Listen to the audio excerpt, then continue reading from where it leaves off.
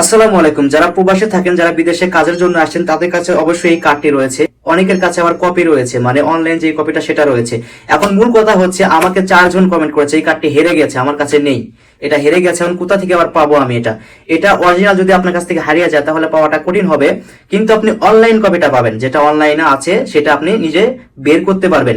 তো এর আগেও একটা ভিডিও দিয়েছিলাম আমি, সেটাতে অনেকেই সাড়া দিয়েছেন। তো আজকের ভিডিওটা অনেক গুরুত্বপূর্ণ হবে। অনেকেই বলছে যে আগের ওয়েবসাইটে গেলে হচ্ছে না। তো আজকে আমি দেখাবো নতুন ভাবে কিভাবে আপনি এই কার্ডের অনলাইন কপিটা বের করবেন। ঠিক আছে, চলুন শুরু করা যাক। তো আমি যা যা করছি আপনিও তাই তাই করুন। ঠিক আছে, এই কার্ডটি অনলাইন কপি বের করার জন্য আপনাকে যা করতে হবে, যদি আপনার করা থাকে তাহলে আপনি পাবেন, আর যদি করা না থাকে তাহলে কিন্তু পাবেন না। ঠিক আছে, তো আমি যা যা করছি তাই তাই করুন। আপনার ফোন থেকে আপনি যাবেন হচ্ছে গুগল ক্রোম ব্রাউজার, অথবা গুগলও যেতে পারেন, এখানে যাবেন।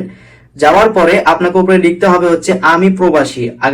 আগে লিখতাম হচ্ছে বিএমইডি কার্ড, ঠিক আছে, কিন্তু এখন লিখবেন হচ্ছে আমি প্রবাসী। দেখুন আমি লিখছি AMI, আমি PRO বা সি। ঠিক আছে, আমি প্রবাসী, এটা লিখবেন। লেখার পর আপনাকে সার্চ করতে হবে। ঠিক আছে, এখানে অনেকগুলো পেয়ে যাবেন আপনি। দেখুন এটা প্রথম যেটা আসছে, এখানে চাপ দিলে হবে আমি প্রবাসী.com ডাউনলোড কার্ড। ঠিক আছে, এখানে চাপ দিবেন।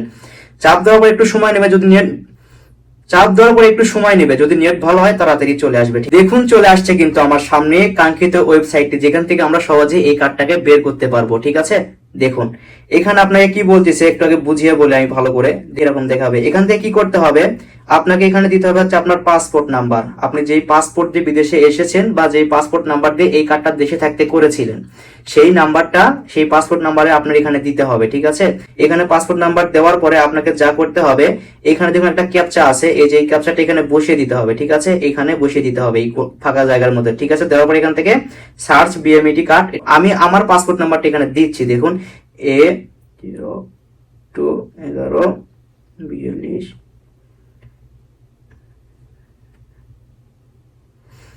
এখন আমরা নিচে দিব হচ্ছে এই ক্যাপচাটা, এখানে যেটা আছে সেটা এখানে লিখে দেব। দেখুন আমার ক্ষেত্রে আসছে CN3P, এটা আসছে। আপনি যদি না বোঝেন তাহলে দেখুন এই পাশে একটা লেখা আছে, এই যে গোল চিহ্নের মতো, এইখানে চাপ দিলে এটা পরিবর্তন হবে, মানে নতুন আর একটা আসবে। ঠিক আছে, আমি আমারটা বসিয়ে দিচ্ছি। দেখুন যেরকম আছে সেরকমই দিবেন। এখানে বড় হাতের সি আছে, বড় হাতের এন ও আছে। ঠিক আছে, আমি আমার মতো করে দিচ্ছি। দেখুন বড় হাতের এন, এরপর হচ্ছে 3 আছে, এরপর আছে হচ্ছে পি। দেখুন এখন আমরা দেখুন লেখা আছে হচ্ছে সার্চ করুন। দেখুন সার্চ বিএমইডি স্মার্ট কার্ড, এখানে একবার চাপ দিবেন। তো সার্চ করার সঙ্গে সঙ্গে কিন্তু আপনি আমারটা কিন্তু দেখাচ্ছে। ঠিক আছে, এখান থেকে একটু নিচে আসবেন। আপনি নিচে আসার পরে এই যে দেখুন আমারটা এখানে দেখাচ্ছে, যেহেতু আমার হচ্ছে এই কার্ডটা, এই যে দেখুন এইটা, আর হচ্ছে এখানে যেটা দেখাচ্ছে এই যে এটা কিন্তু হুবহু কিন্তু একটাই। ঠিক আছে, এটা ধরুন হারিয়ে গিয়েছে, আমার নেই, ধরুন নেই, কিন্তু আমি এটা দিয়ে কাজ চালিয়ে নিতে পারবো, কারণ আমার এটা আছে, আমি বানিয়েছি টাকা দিয়ে, তাই না? তো এখন কি করতে হবে, এখান থেকে দেখুন লেখা আছে ডাউনলোড, এখানে একবার চাপ দিতে হবে। অথবা যদি আপনি প্রিন্ট করতে চান তাহলে এখান থেকে সরাসরি প্রিন্ট করতে পারবেন, যদি আপনি কম্পিউটার দোকানে গিয়ে এটা করেন।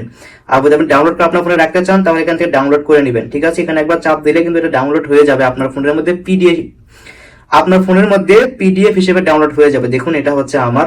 এখন দেখুন লেখা আছে হচ্ছে 3 লাইন, এখানে একবার চাপ দিবেন। ঠিক আছে, 3 লাইন চাপ দেওয়ার পরে দেখুন লেখা আছে, আপনার একটা অপশন পাবেন, সেটা হচ্ছে এই দেখুন ডাউনলোডস, এই ডাউনলোড, এখানে একবার চাপ দিবেন। ঠিক আছে, চাপ দেওয়ার সঙ্গে সঙ্গে কিন্তু এটা আপনার ফোনে গ্যালারিতে অথবা ফটোজে পিডিএফ আকারে ডাউনলোড হয়ে যাবে।